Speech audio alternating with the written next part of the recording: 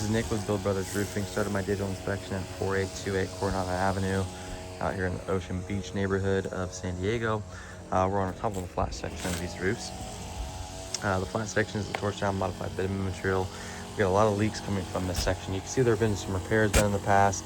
They went ahead and just smeared some elastomeric coating, but the main thing that I'm noticing is how much water is just ponding in this area.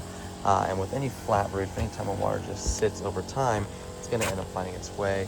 Same thing down here. You can see all the granules that have been accumulating, and then obviously all the debris that accumulates in this section. This area right here is very, very soft. It looks like a lot of water is coming right down this piping. I'm not sure what this is for, but we want to make sure that we reseal and flash this properly when we go ahead and redo this section of the roof. But again, you can see there's a lot of areas on this roof where that water just sits, and that's evident by the amount of granules that are accumulating. So as this water just sits, it pulls all these old granules off the torch down material itself, and then those granules just accumulate where that water accumulates.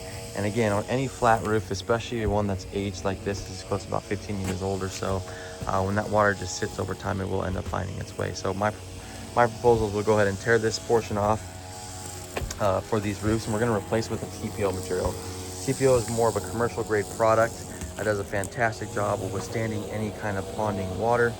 Again, you can see where all that water just sits throughout this roof along the edges. So it does a really good job of withstanding any kind of ponding water.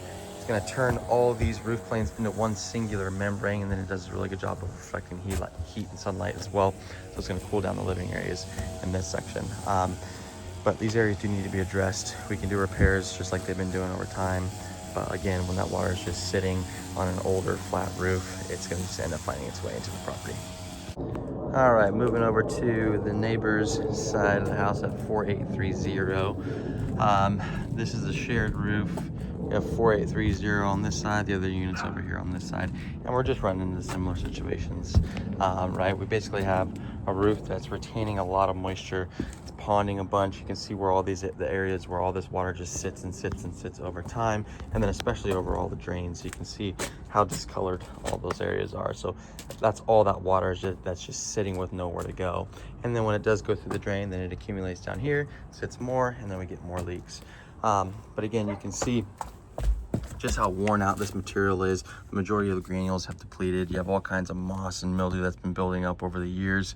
And this is an area that probably doesn't get a whole lot of sun, right? So when it does get wet, that moisture doesn't really evaporate like it should. So this would be another great candidate to switch over to that TPO product. We'll be doing the entire roof on this section. You can see all the repairs that have been done, all the mastic that's been smeared, the elastomeric coating. And then the same thing is happening over here. You can see where all those granules are accumulating and where all the debris is accumulating whenever it rains. So same situation here. We're going to tear this down to wood decking. I want to go ahead and replace what's here with the TPO roof material.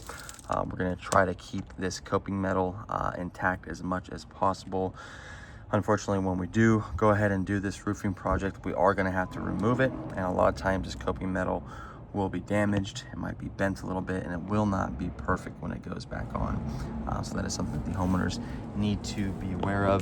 If the coping metal needs to be replaced, then that will be an additional charge that we will have to look at once we tear everything off and see how easily that coping metal is removed.